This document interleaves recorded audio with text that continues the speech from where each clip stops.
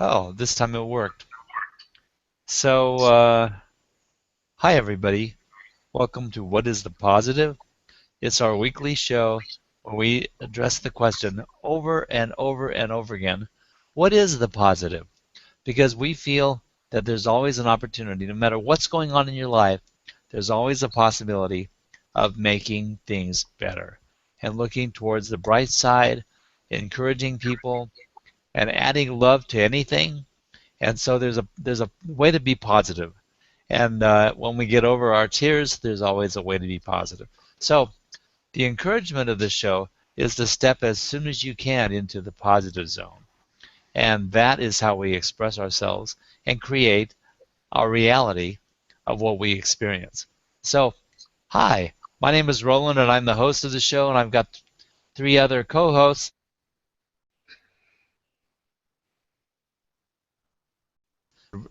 For our comic relief, I'll let you get started first and introduce yourself and tell everybody a little bit about yourself.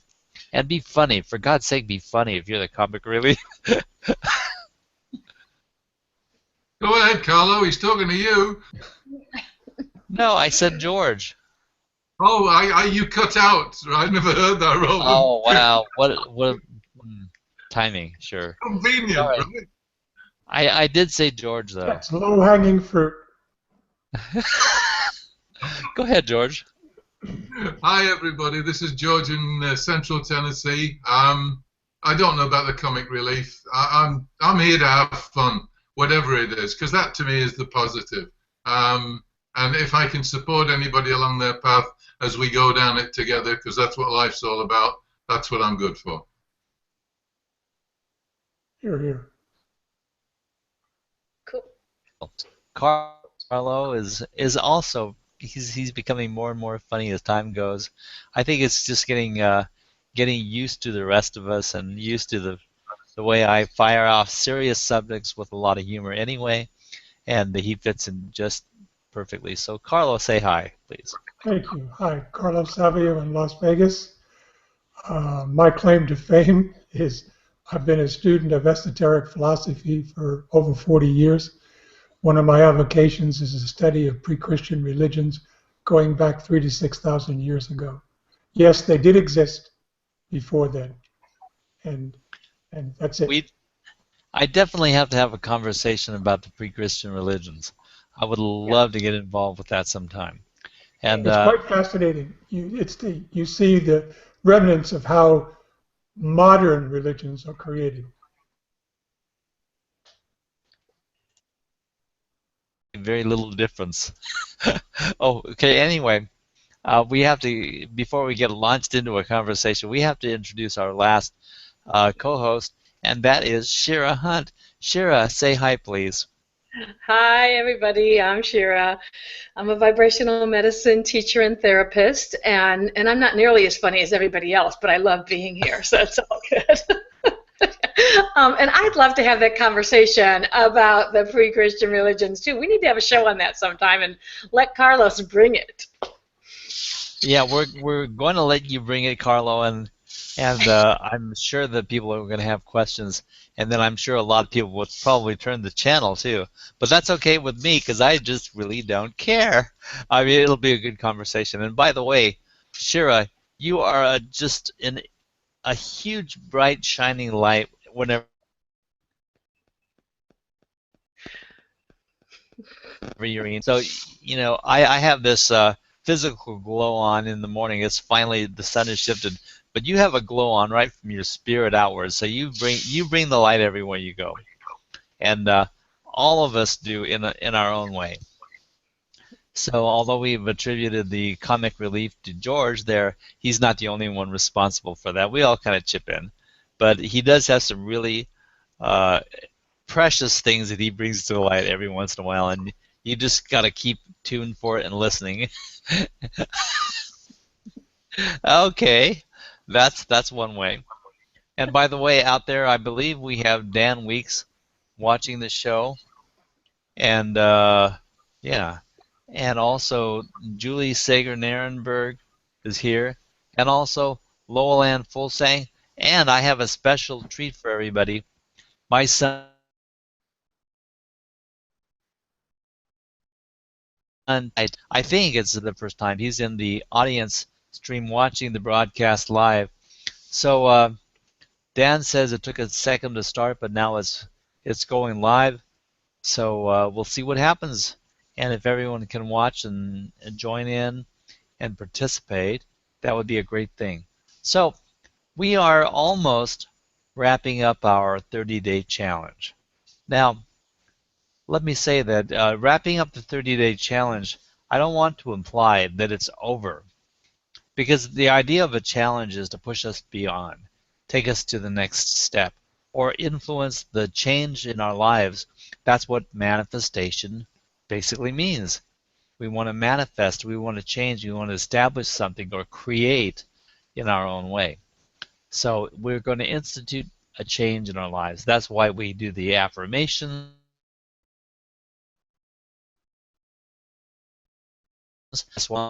desire of what we want to change in our lives and fix. And by the way, there's We Wake is out there. We Wake Baindor Rao. Why is your name so hard for me to pronounce? But it's part of the challenge in my life. But the We Wake I've got right now. So anyway, thank you for joining us, We Wake. Nice to have you in the bunch. He's probably accomplishing 5 days before the rest of us, so he gave himself a head start. But anyway, um, we're going to address two things today, and the first of which is basically the concept of the wrapping up of the challenge, which is going to be on April 5th, a week from today, where we actually look at what we've accomplished and have a little reporting session.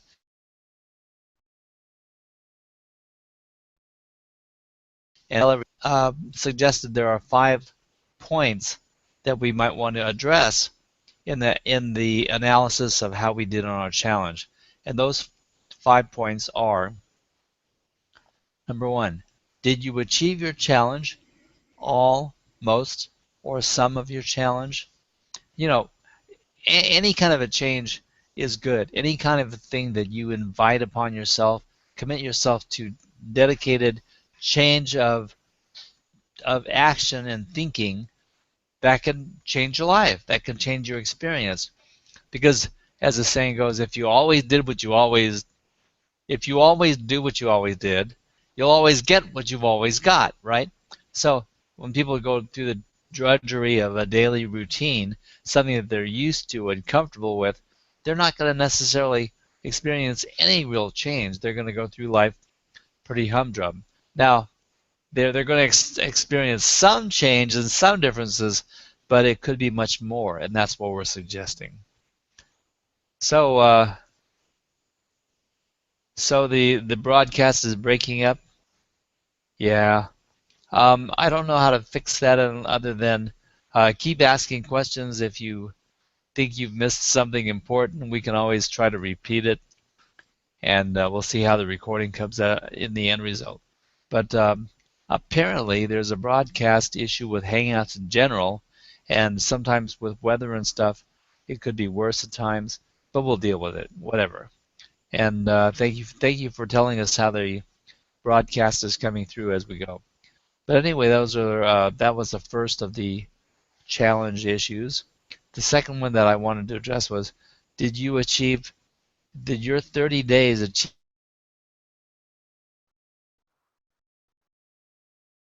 change, maybe without thinking or with less effort? How did the habit develop in 30 days? Carlo made a statement earlier that he thinks that the habit change maybe takes more than 30 days, and I would not disagree with him there. But I think it really depends on the person, the individual, and exactly what the habit change is. It might be, a lot easier if they're thoroughly like, yeah, I got to do this, and they focus on it. Or if there's some resistance to it, it's like, yeah, I just got to do it. If I keep at it, maybe it'll change. And you could notice the difference in the commitment level of the person declaring those two things. So 30 days will not be enough for some people, and 35 days will be enough for some. So Can I qualify that remark? Sure, let's go. I didn't mean to appear to negate the 30 days. You got to start Not somewhere. at all. And Sure. it's like taking a vacation from our routine by having a new challenge in 30-day increments. That's all. Absolutely. And I think that you're absolutely right about that. I was thinking to myself that people do different things for different reasons. And what matters is what's in their heart and how they feel about it. Because the person who is excited, um, what's going on, Shira? Oh, I just wanted to respond to your pattern, your 30-day pattern thing. Okay. Because there's some real like scientific information around that can play into the 21 to 30 days.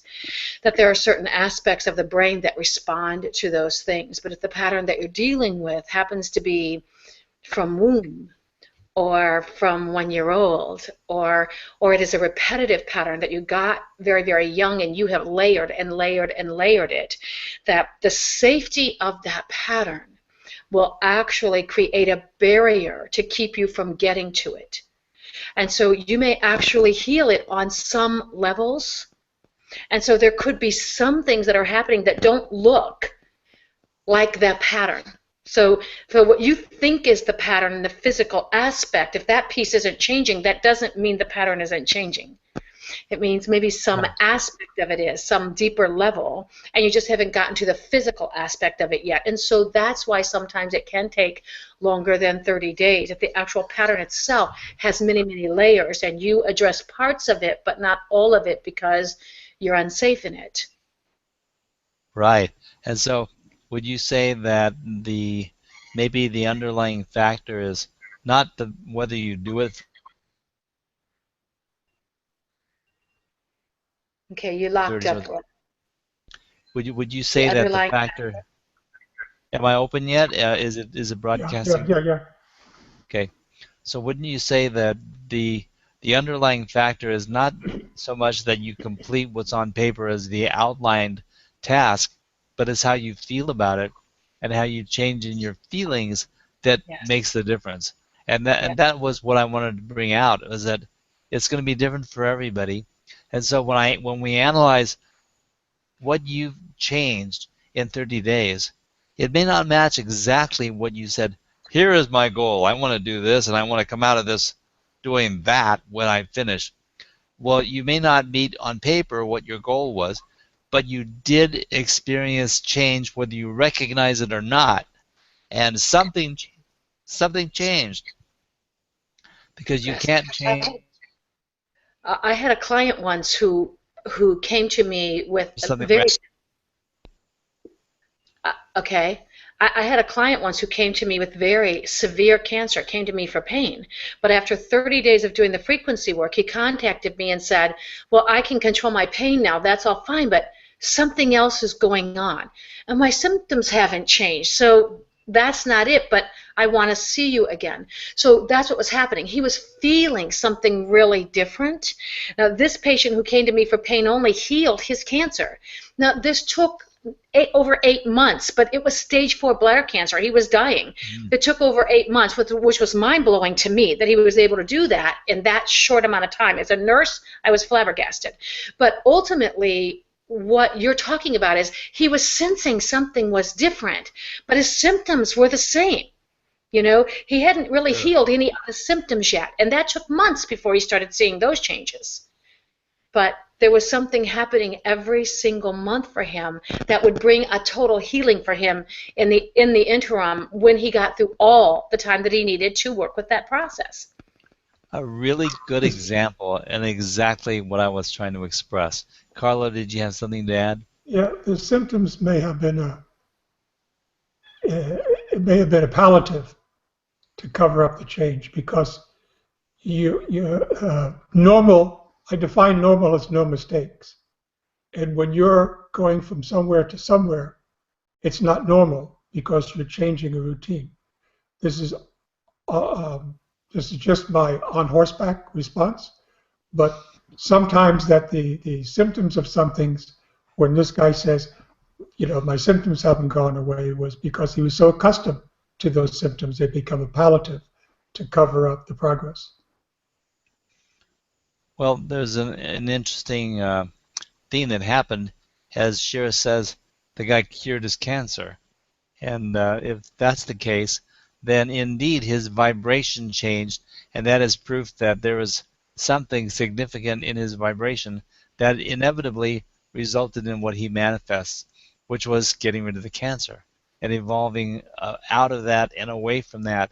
And so it's proof, it's really good proof that you can evolve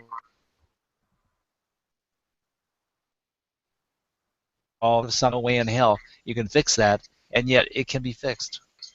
So it's a great evidential uh, example of how we can think ourselves out of it, out of anything. And you have a point, George? Just a thought there that this is my understanding. Shira, jump in and correct this if I'm wrong. When we're doing affirmations and changing things, we're working at a frequency level that's fairly high. It takes time to come down into a manifested lower frequency base, which is what we experience here, this, the solid stuff that we think we're surrounded by. And I think that's one of the things that Shira was addressing. The guy with the cancer, he detected the energetic changes, but before they were manifested into his physical body. Right.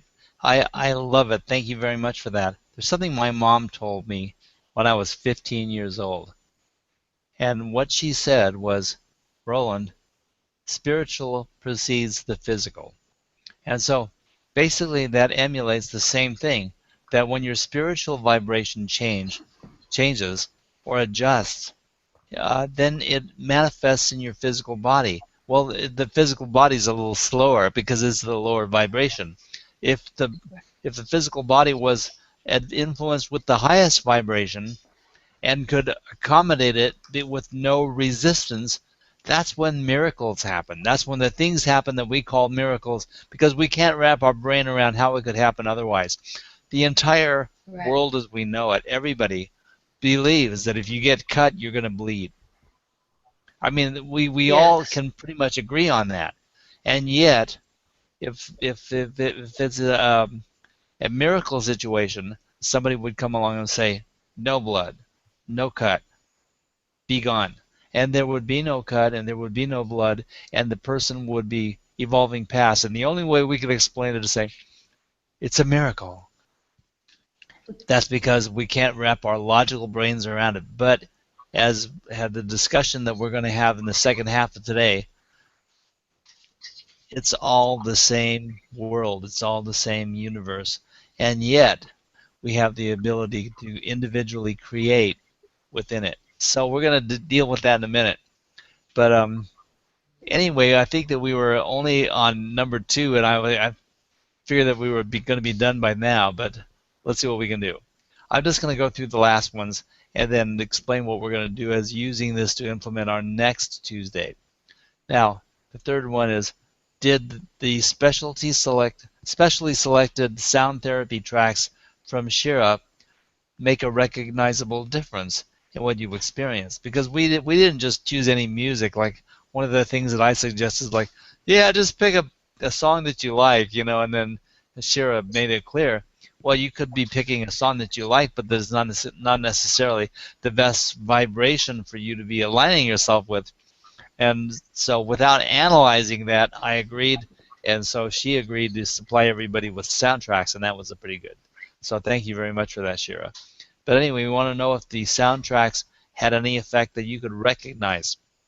And did the affirmations, this is number 4, did the affirmations change how you feel regarding what you were affirming? In other words, did you make any ground with your relative to your goal? If you were affirming a certain thing 30 days in a row over and over again, did they strengthen a belief? Did they enhance it at all? Did they make you believe anything different from what you believed before you started the challenge? I really want to know. And then lastly, was there any recognizable effect of the time scheduling? In other words, just before going to sleep, and the concept of, if you do it just before you go to sleep, you can basically extend the effect of the vibrations and extend the extent of the manifesting energy for several hours past that point. So it'd be real interesting to know if you did or did not, or what your take on it is. Now, the further thing is, I asked those 5 questions, but we've got a lot of people doing this challenge. If you have a question that you think is pertinent, bring it up, pop it in the comment stream, or get it to us, and be sure that we ask the question next week. And then we will also hope that the people who are participating in the challenge next week will be willing to report to us exactly what their results are. And after discussing this the way we have, we want to make it really clear that achieving the paper goal, the written goal, or the prescription goal is only one thing. A lot of stuff is changing in our physiology, in our spirit, while we're doing a challenge like this. Just to take on a challenge and be willing to say, yeah, I'll do this.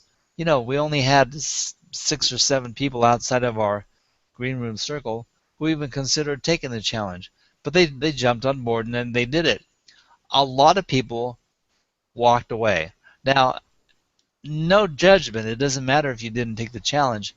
But the people who decided to take the challenge immediately are changing their vibration, because you're stepping forward in an effort to achieve change and manifest. So right away your vibration is a little bit changed.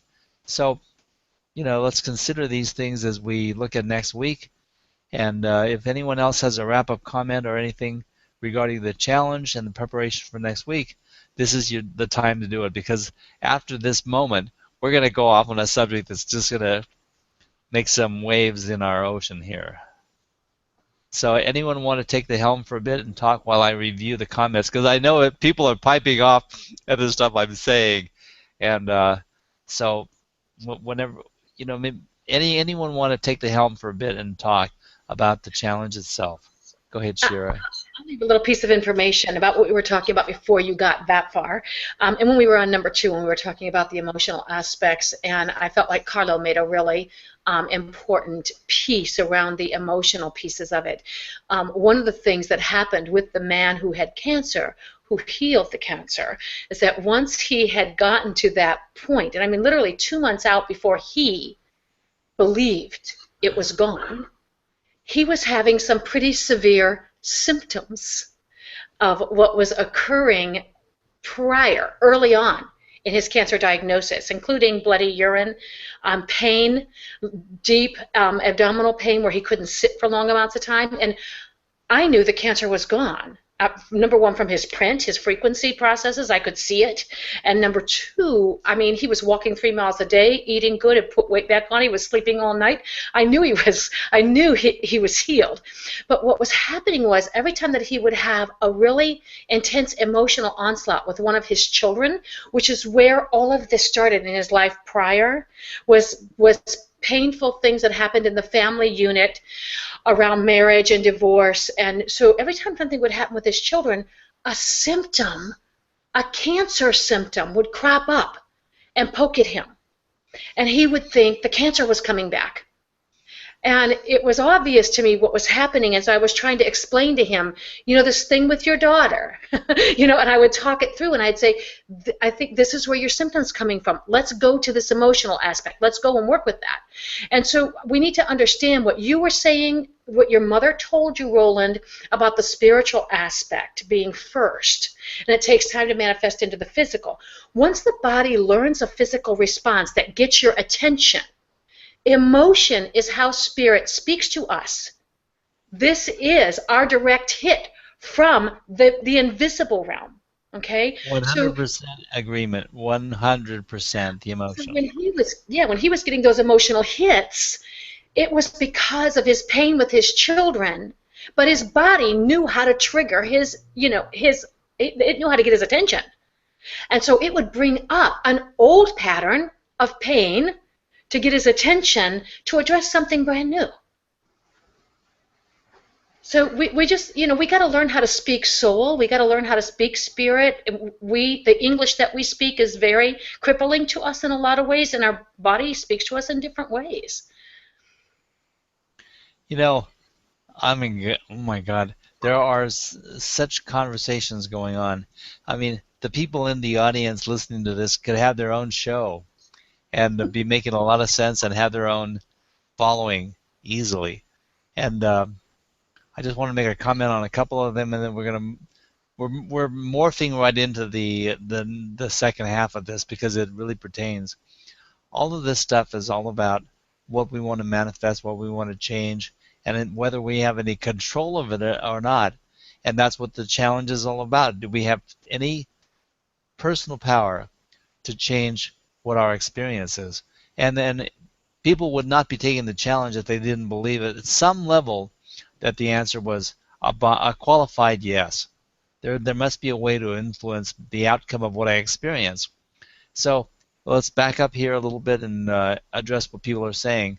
And one of the first ones back there was Dan Weeks. See, it's true that some people would believe that a person healing a grievous wound from, say, a machete would be a miracle. Others would call it a trick. Yes, and regardless of what the perception was or what we thought about it was, the fact would be that the healing took place. So we have to think about just how did it happen, and when we get around to it, it is my belief that both science and spirituality will both explain it in their own ways, but both will explain it. And maybe science will take a bit longer than spirituality, or the spiritual conversation will say, "Oh, it was God's energy," blah blah blah. They'll be done with it, right? And then science is going to say, "No, really, what happened was this condition and that condition caused this to happen and made this opportunity available, and that's why it looks like a miracle." But no matter what we do, eventually, at some point, science and spirituality will confirm each other. That is my theory. So whether I'm right or wrong remains to be seen, and I don't really care anyway. So the other thing that Dan said, and we're not even through with the comments, they're coming in as we speak. Science does not seek to explain the spiritual. It simply seeks to explain truthfully why and see how things happen. Certainly, spiritual explanations predate scientific ones. Science is fairly new. And there's a lot more in the conversation what he's saying there, but I'm sorry we don't have time to hit the whole thing. And my own son is making a comment here. Ancient Knowledge series I've been watching on YouTube speaks a lot on how we expect science to explain the spiritual, but in reality, spiritual creates, manifests, and precedes science or physical in every way. So regardless of what we believe, see, I agree with you totally, Ty, and you kind of grew up with the roots of me feeding this stuff at you, but it's a point of view, and the bottom line is, it is what it is, and we are trying to explain what we're experiencing. But we're going to talk about why we have controversy here in just a moment. And we've covered a lot of things. Does anyone have anything that they would like to comment on the comment stream or the subject at hand? It cannot be that the people in the green room are without voice. This conversation could go on forever, Roland. So we probably need to, stay attuned. But I'm kind of flying off. You got to root me down. You got to tether me. Can I show an image of me biting my tongue today? No, but you can just do it live. Be careful not to cut yourself. It's a wild west show today. Let's focus on something specific. Oh, let me just to wrap this up, okay? Because we've already morphed into the second subject. But I want to back up a bit and say, for the wrap up, we want to address the things that we learned and experienced. Hang on a second.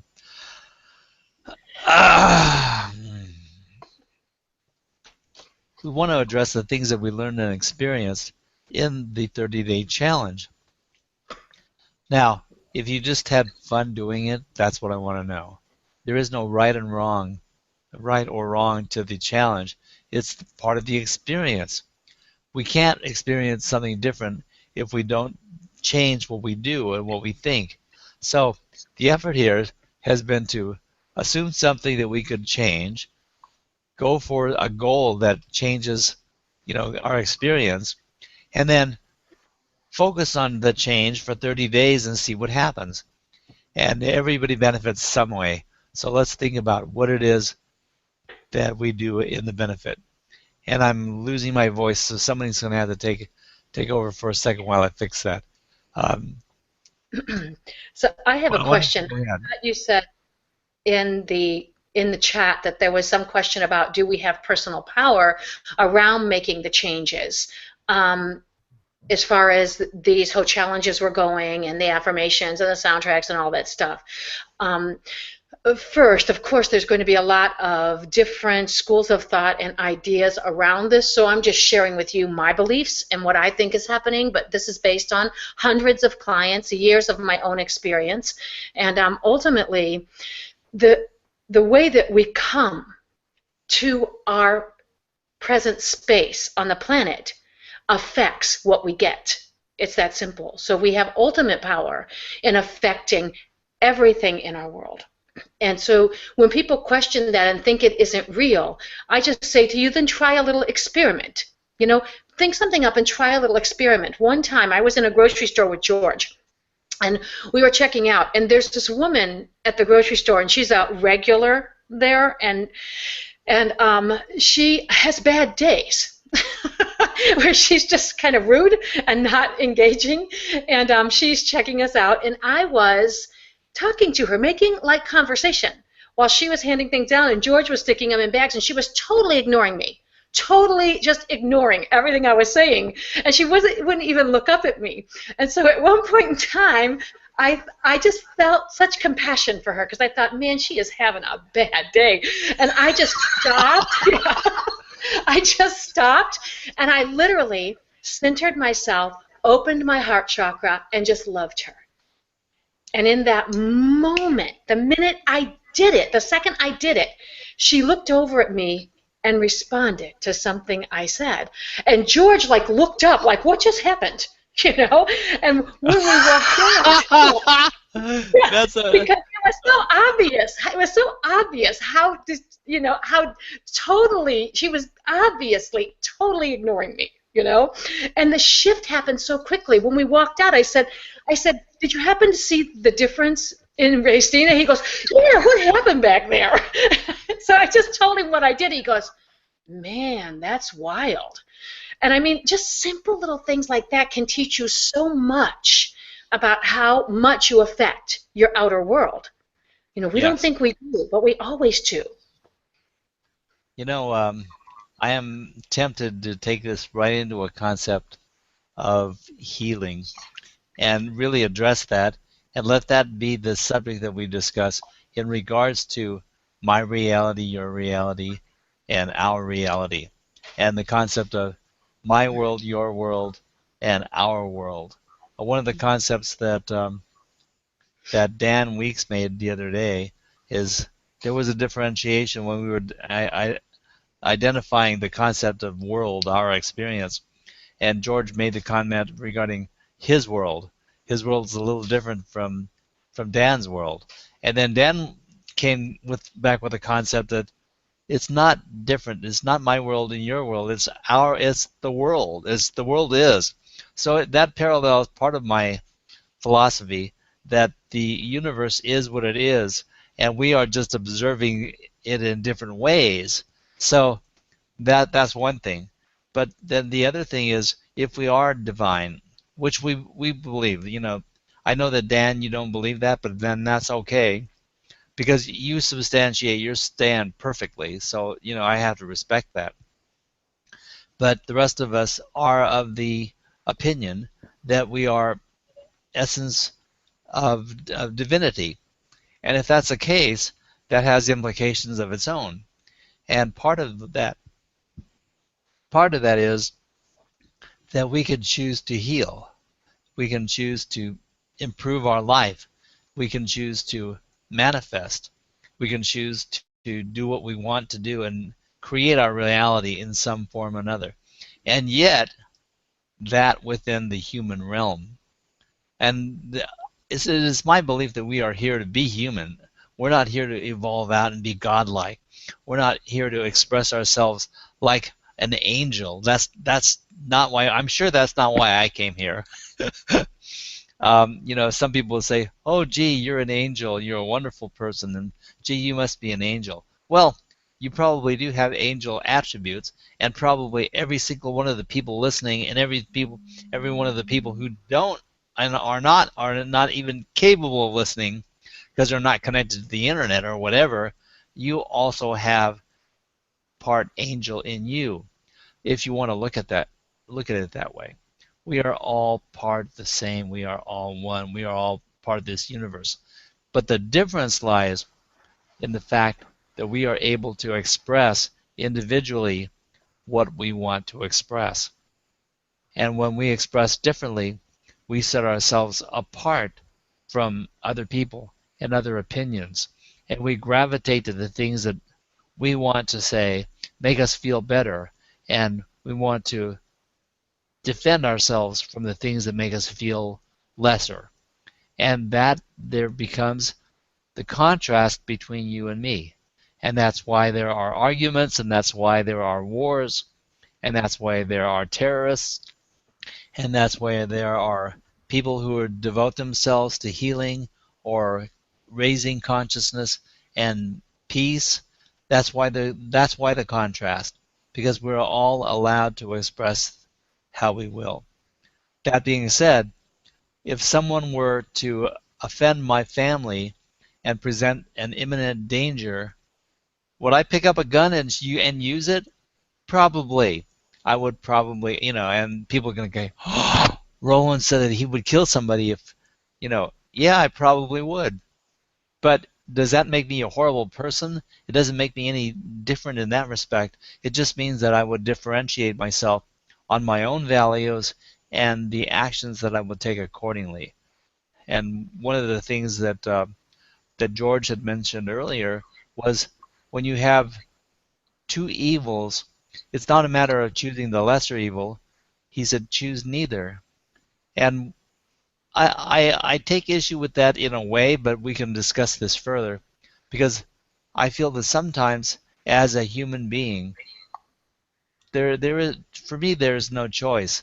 I will act as I feel is right, and then I end up doing what my conscience says. This is my choice. I'm going to pull the trigger, or I'm going to do this, or I'm going to jump in front of the train and push the other person out of. I make the choice to do what I'm going to do. Does it make it right or wrong? No, but it's my choice. Can I So ask you a anyone, personal question? sure. So I hear what you say about you'd pull the trigger if it were a family member or a close friend. Would you pull the trigger if it were you and only you? I don't really understand the question. What if the threat was only to you and you had the option to pick up a gun and shoot back? That is a really good question. And when it comes down to me, I'm really not sure. Hmm. I am really not sure. I mean, Yeah. face to face, maybe gun to gun, or body to knife. I'm not sure that I would just say this person doesn't mean really to harm me. He's acting out of fear. I'm going to put the gun down Yeah. Yeah. and let That's happen an what will. interesting one on your own time to go inside with, I think. Yeah, Because I I would mean, question why would you do it for your family and not for yourself? What's happening there? sure. I'll tell you what's happening there. I had the experience of someone coming into my family's life, and I felt that that person was abusing my kids. So I went out and bought a gun. So at that point, I proved to myself that I was that kind of person where I would defend my family, or if something happened, I was like the retribution focus. It's like, would I do it now? I don't know. but I know Yeah. that it's a part of my being, that the instinct to protect family is strong, just as it is for everybody, pretty much. Yes. And Yes. we will stand and act differently depending upon who and what and the circumstances. But I know that I would sacrifice myself for my family. Would I actually inflict upon another person who was, uh, you know, um, threatening my family? Probably. And probably when I say family, it probably extends way past the immediate nuclear family that we're talking about. It's probably anybody that I know, you know. But the bottom line is that if someone was being aggressive unfairly in the view that I had, or if I felt that it was not an appropriate thing for them to be threatening someone, I would try to defend it. I've gotten in the middle of two people fighting before and doing stuff like that, so I know that the instinct is there. And the reason that I brought up the gun was that that's a real factor in some things. Sometimes the gun is going to be in your hand. It's going to be there. It's going to be an available thing. And I think that I would. I think that I would probably pick up the gun and fire. I am no Zen master or a goody two shoes where I think that, gee, I would do the ultimate and I'd spread love everywhere. I really do try, and I do that in my own way. But when you're confronted with that situation, we will make the discovery about ourselves, exactly what we are capable of, exactly Yeah. what the values of our living determine, and we will act. And my thought is that I probably would pull the trigger. Interesting. So I've got one So point to share, a question. go ahead. You mentioned about immediate family, which is a concept. So what Yeah, if we took the concept that we're all members of the human family? Would you shoot a member of your own family? that's a good question. I would probably if someone was acting so adversely to what I thought that was the right thing to express. But see, it's all a part of it becomes all a part of judgment and uh, and passing judgment, and that's really a hard thing for me. And that's what Well, ISIS does, Roland. They decide that you are not doing what they think is right, and they will therefore take steps to eliminate you. That's the same logic. You can't argue with that. no, I don't argue with that, and that's why I don't think to myself, I condemn all terrorists. Conceptually, I do not condemn all terrorists, but I do take issue with anyone that takes another person's life, regardless of the reason. So in that, I condemn myself. I mean, inevitably, there's no ifs, ands, or buts about that. I am self-condemning in the concept of what I believe, and that's unfortunate, and I can't explain it to you. But that's the truth of the matter. It's like ideally, you think, no, you don't harm any life regardless of the situation. And then when you're put in the situation, you realize that I just can't sit and not do anything at all under the circumstances. So where does, when you just said that you take issue with anyone who takes another life, where does it fit in? Now I'm really being the devil's advocate here, so forgive Sure, me. sure, it's fair enough. But where does it fit in with what you just said about that? Either everything is divine or nothing is. I think that everything is divine, and we are all expressing, and in the expression of who we are, that is what we're that's what we're focusing on. That's what we're experiencing is the expression.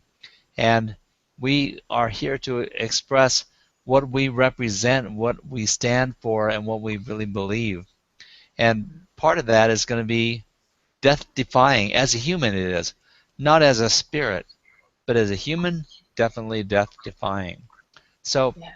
I don't doubt that I will be face to face with that issue, and indeed I've been face to face with it a couple times. And what did I choose?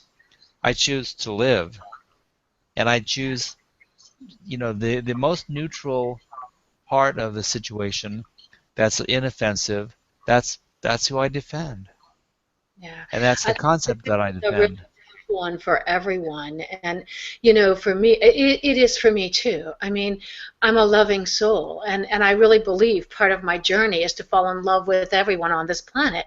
That's who I am, And so the idea that you speak, when someone takes another life, there's no way to like that, and yet There's a no way. part of no, and yet a part of me also has deep compassion for the one who dies, but compassion for the one who takes the life, because I know that in order to do that to another soul, there's a lot going on there, and it's like, it's not a judgment thing, because I don't feel like that helps any of us, but No, when I I don't look think at that's the the big important thing. picture, yeah, when I look at that big picture, what happens for me is, where would I have to be to have created or to have done the same thing as that person just did? The pain inside, the fear inside, the anguish inside. I can now speak very openly about my father, because he has passed on, and I would have never done that, when he was alive, because I would have never wanted to hurt him. Now I know he sees it all clearly. But his anger and his hostility inside was so severe, it was so intense. He didn't know how to come to this planet in any way except in anger, And so in his deepest moments of love, when he wanted to protect his children, he would beat them to make them responsible, because that's all he knew, And when I look at that now, I have such compassion for the pain and the anguish that he must have been going through, that he could have done that to young girls and boys, his babies, And so that's what I think is happening with the terrorists and the people who can take another human life. Internally, they are so distressed. They are so at war inside that Sure. they don't allow us to come to the planet. And so all I can do to be of any service in any of that mess, as I see it, is to love them, is to love it, is to love it all, because that's the only piece that I have to bring to it. And that's how I be with, instead of saying, I take issue with them. I can't take issue with them. I can just love them. That's all I have to give. And I know that that's a hard one. It's a hard one for most people, but as you say, any one of us are capable of that given the right situation. I really think we Yes. are. And I don't know that right now where I stand and what you say, I don't think I could pull a trigger if somebody were hurting my family member. I don't think I could kill another soul. I don't think I could. But I don't know that for sure. I pulled a knife on my own husband when he was breaking in our house one time and our babies were asleep and I was so, that Thank was you. many years Thank ago. you for that. Thank Yeah, you so that was much. many years ago. Yeah. Because, yeah, If he hadn't yelled my name, I might have killed him. Who knows? He brought me out of my scared stupor by saying my name, because he was a shadow in the dark. And I had left the chain on the door, and he broke in the house because he couldn't get in. And my babies were in between the door and, and me, and I was scared for them. So I grabbed a knife out of the kitchen drawer, a butcher knife, and I headed for the guy. So, any of us are capable given the right situation. yes. So And so that's what I'm trying to be real about as far as my declaration to the world. Am I a murderer? Like, potentially, yes, but under certain circumstances. And I think that when the bottom line, when the S hits the F, so to speak, people will respond differently and according to the situation. And we don't know until we're face to face with it.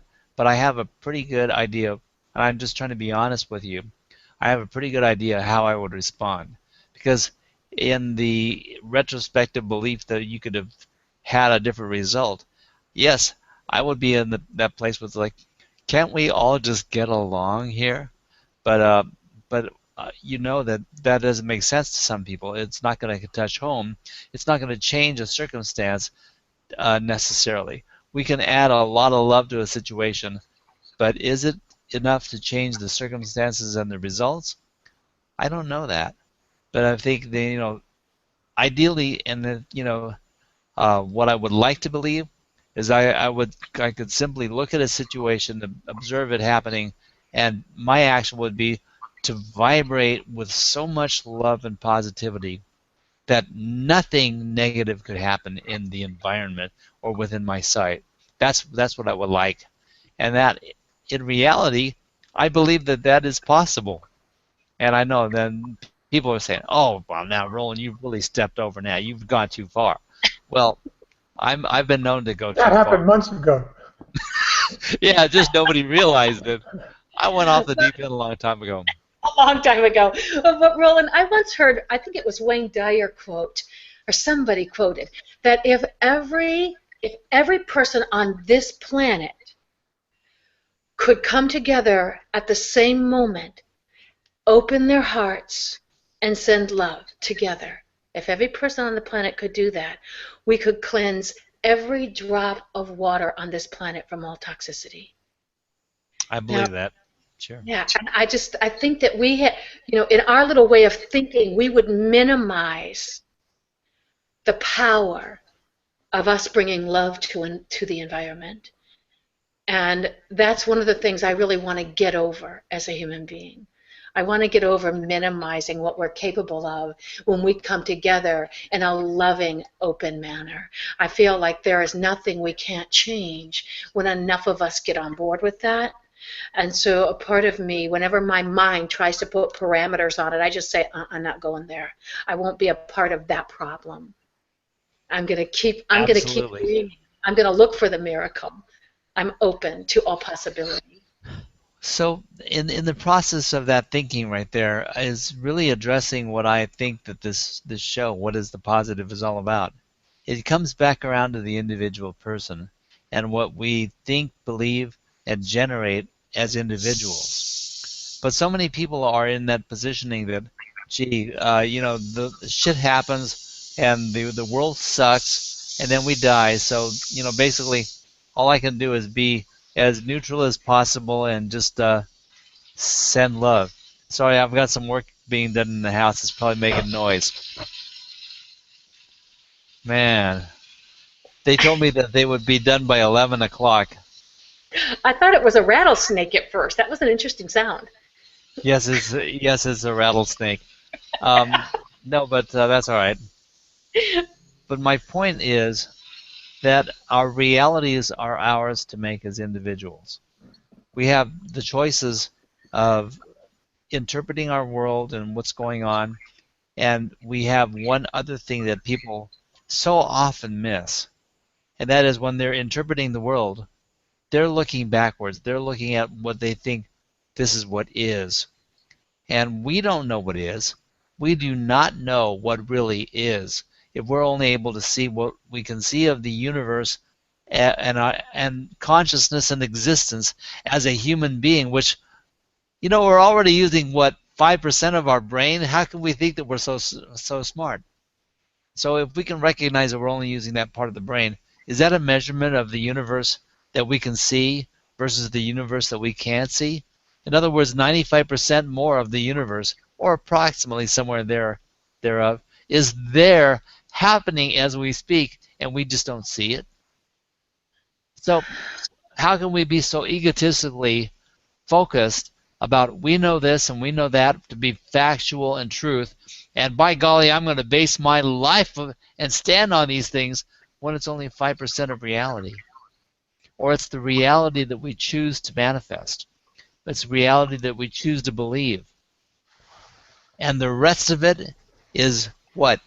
Ignorance, or it's something we are not privy to, something being withheld from us. I don't think that that's the formula of God, what that God had for us at all. I think that God intended to whatever the percentage of your brain cells you use, and whatever you decide to do, it's about what you decide to express. And it's about the expression and that development that makes all the difference in life. Okay, I'm off my pedestal.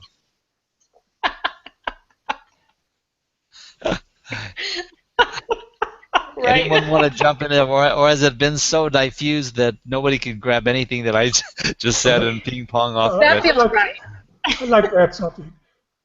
This speaks to what Shira just shared with us.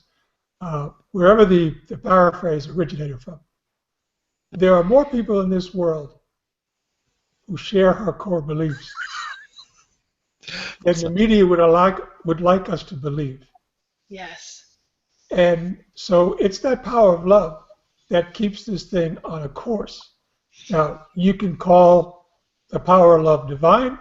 You can call power of love something that was built in CERN, in the supercomputer. However, whatever trips your trigger. But that's what prevents, when we get all the way to one side of the spectrum, that's what prevents the wobble in our world, all of our worlds collectively. So I applaud you for confessing that on the internet, Shira. I'll sign up on your side. I'm a little bit like Roland in that respect. I don't care what people think. Right. This is who I am, and some people love me, some people hate me. It's all good. It's called My Name is Daisy Duck and I Don't Give a Quack. I think Yeah. that far fewer people hate you than you think, Shira. And if they meet you, I don't see how they couldn't love you.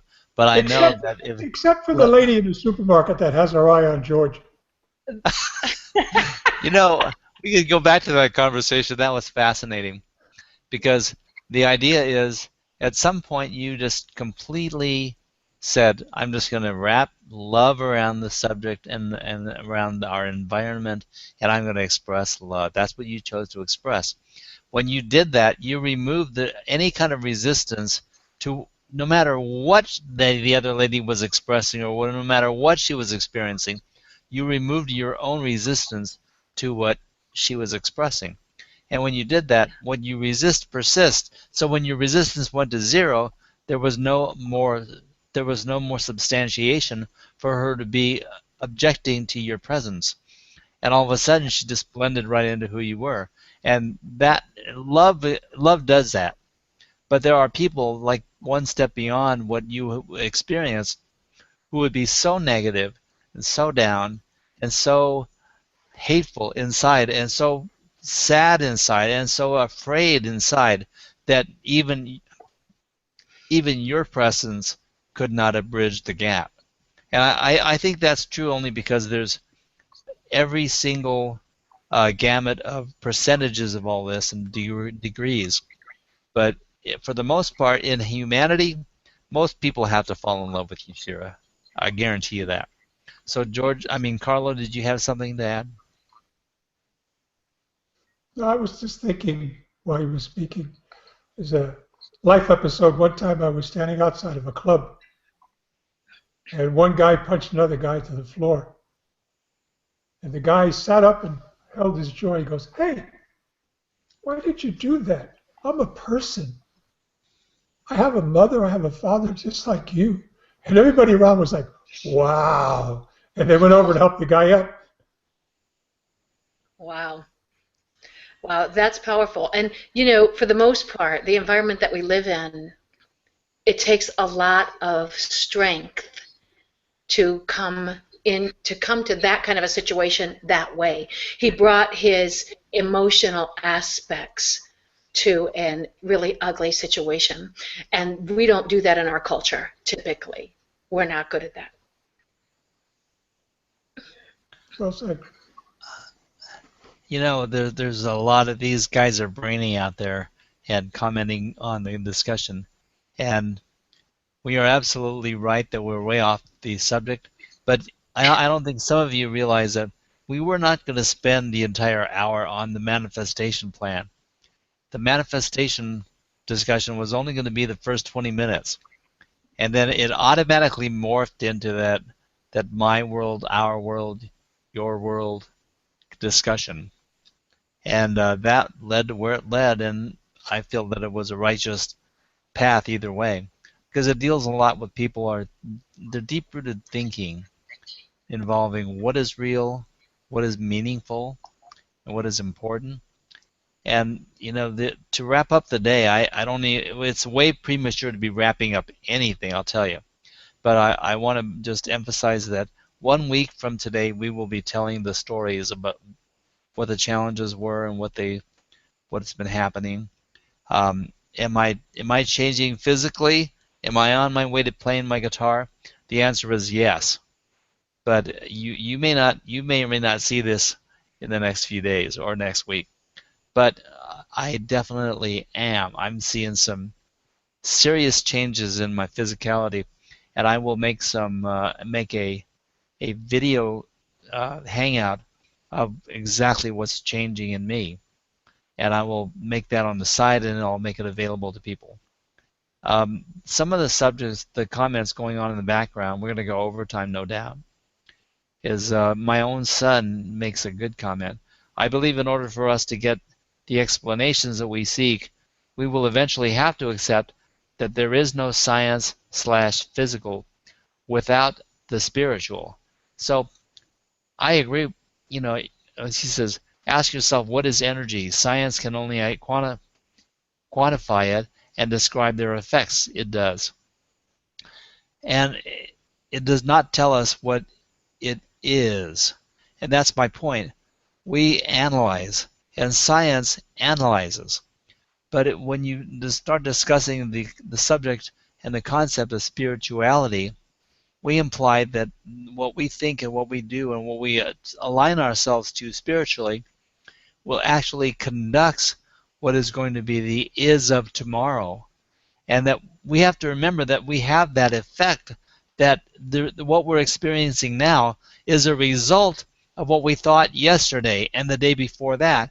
And conglomeratively, the people in this universe, it's all what we used to think that brought us here. And we're constantly missing the point that what we think right now affects our tomorrow.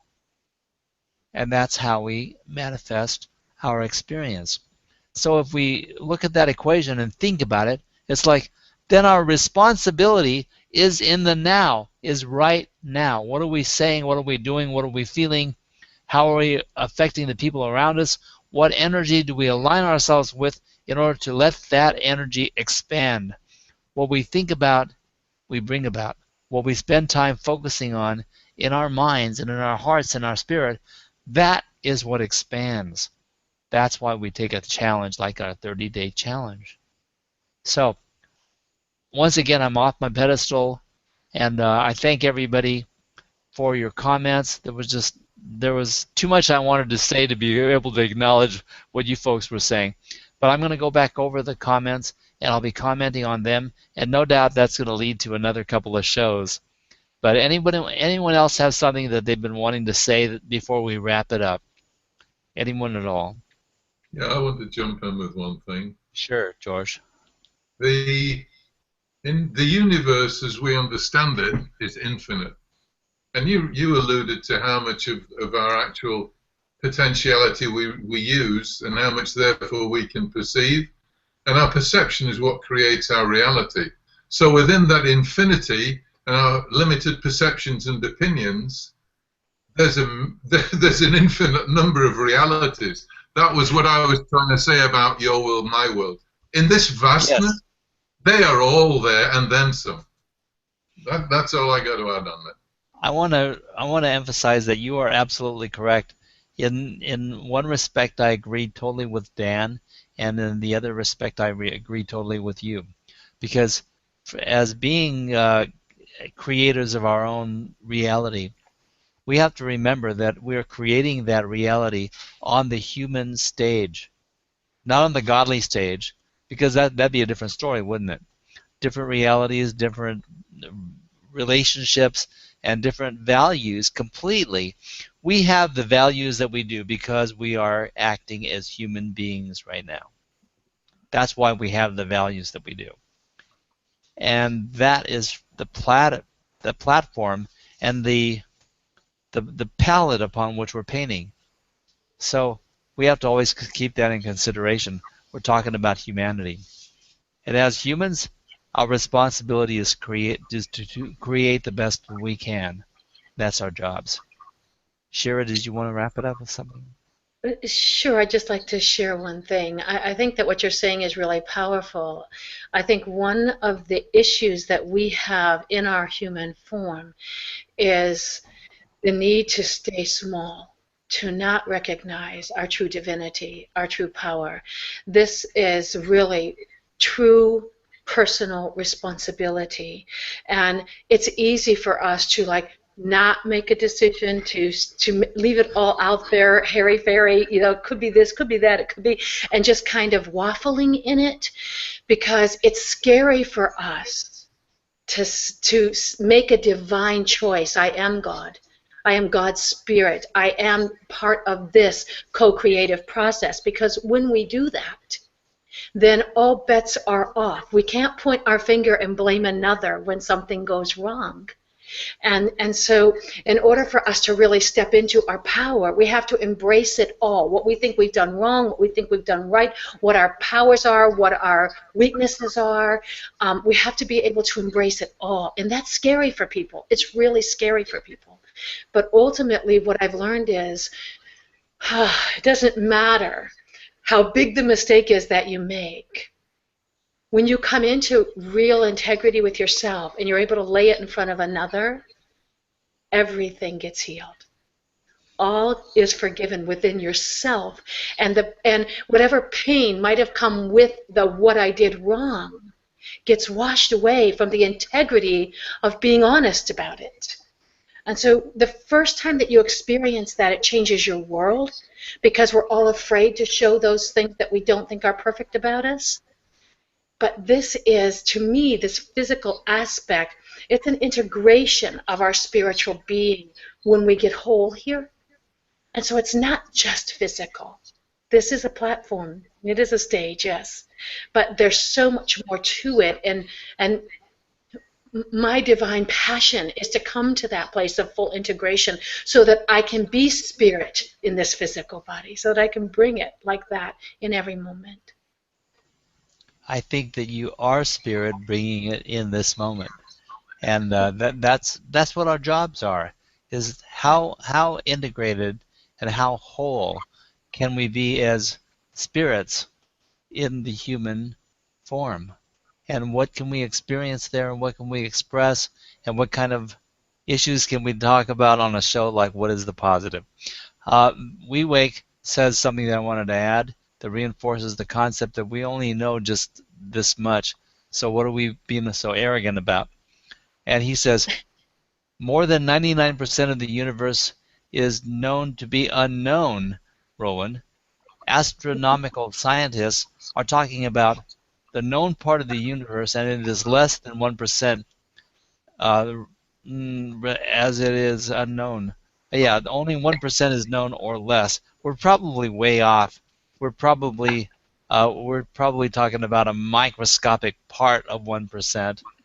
And when we get to the universal part, you know how they say like the near-death experiences and people are passing and maybe almost leaving this universe as we know it, and they say, "Oh, it was so beautiful. I didn't want to come back." You know, that's heaven on earth. That's heaven everywhere. That's the expression, and that's the experience that we have if we are not human. So, like, my human observation of that is like, well, that's great, but it would get really boring after a while for everything to be perfect. So we are here to build contrast and to express ourselves. And that's the beauty of being human. So another discussion for another day. People are having a great conversation in the outskirts there. Dan, you've made some great comments. And my son, Ty, you've been some great comments. And thank you very much also, We Wake, for your comments. And everyone, if we gave you something to think about, then we've done the job. And we've been answering part of the question of just what is the positive. Thank you, everybody, for being with us today. And you have a good one, okay? Bye-bye. Bye, guys. Love y'all.